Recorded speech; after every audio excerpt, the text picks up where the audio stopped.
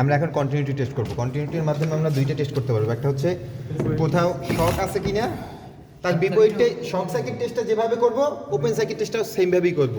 শুধু হচ্ছে আপনার লোডগুলো খুলতে হবে আর লাগাতে হবে, এই এতটুকু ডিফারেন্স, বাকি সব সেম থাকবে। আমরা এই যে লোডের যে মেইন যে লাইনটা, এই লাইন দুইটায় আমরা দুইটা লাইন দিব সবার প্রথমে। কিন্তু আমাদের সেই টেস্টের ক্ষেত্রে আপনাদের যেটা করতে হবে, মাল্টিমিটার সিলেক্টর নব, এই যে সিলেক্টর নব, এটা ওহমের রেঞ্জে রাখতে হবে। ওহমের রেঞ্জে রাখতে হবে সবার প্রথমে। প্রথম কাজ হচ্ছে মাল্টিমিটারে সিলেক্টর নব ওহমের রেঞ্জে। এরপরে আমরা মাল্টিমিটারে লাইন দেব।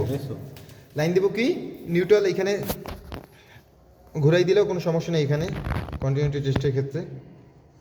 দেখুন এক জায়গায় দিই, হ্যাঁ দিলেই হবে।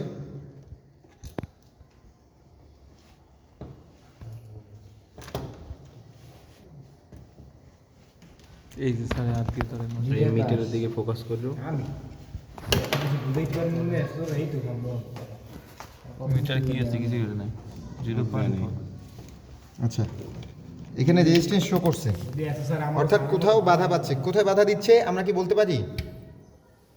এটা অফ করলাম, এটা শর্ট সার্কিট আছে কোথাও, জি স্যার আছে ওপেন সার্কিট এবং শর্ট সার্কিট এটাই তো টেস্ট করতেছি আমরা কন্টিনিউটি টেস্টের মাধ্যমে। স্যার ওই বাউলের সুইচটা কম্বিনেশন বাউলের ওই প্লেয়ার্স সুইচটা অন করা আছে। কম্বিনেশন প্লেয়ার্স নেই। হ্যাঁ হ্যাঁ এবার ঠিক আছে। এবার ঠিক আছে। এখন আমার এই যে এখানে শুরু করছি, এই শুরু থেকে এই লোড পর্যন্ত কোথাও শক সার্কিট নাই, যার কারণে এখানে পার্ট দিচ্ছে না। আগে দিছিল কেন? আগে দিচ্ছিল এখানে শক, এই যে এখানে সুইচ, বাউল অন এটা কি কোথাও শর্ট সার্কিট নাই, মানে এখানে কোথাও শক নাই, কন্টিনিউটি ঠিক আছে। এটা ঠিক আছে। না না, কন্টিনিউটি এখন পর্যন্ত হয় নাই, এই পর্যন্ত পৌঁছায় নাই লাইন, এই পর্যন্ত এখন সব পুরাটা ওপেন আছে। একটা ইনসুলেশন রেজিস্ট্যান্স টেস্ট ওইটার মাধ্যমে আপনার হয়েছে।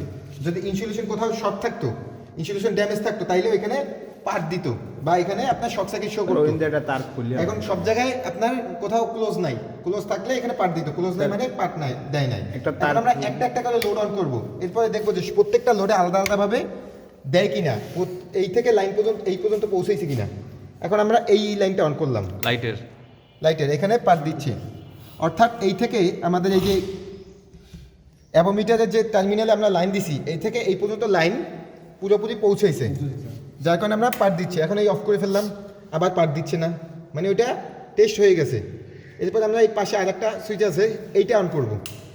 এটা অন করার সাথে সাথে আমাদের পার্ট দিচ্ছে, মানে এটারও এই পর্যন্ত লাইন পৌঁছেছে।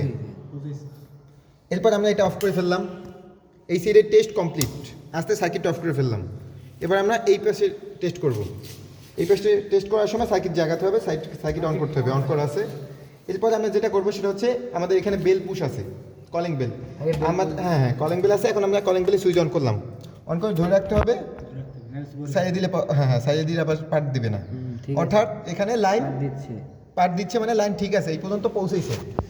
কলিং বেলের এই সিরিজ ল্যাম্প থেকে এই কলিং বেল পর্যন্ত লাইন পৌঁছেছে। যদি বেল পর্যন্ত লাইন না পৌঁছাইতো তাইলে হইতো না। এখন এইটা অন করবো, এইটা অন করার সাথে সাথে পার্ট দিচ্ছে, অর্থাৎ লাইন এই পর্যন্ত, এই লাইন থেকে একবার পুরোপুরি আমাদের লোডে পৌঁছেছে।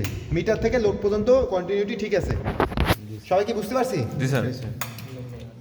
ওকে, এখন কে দেখাবে?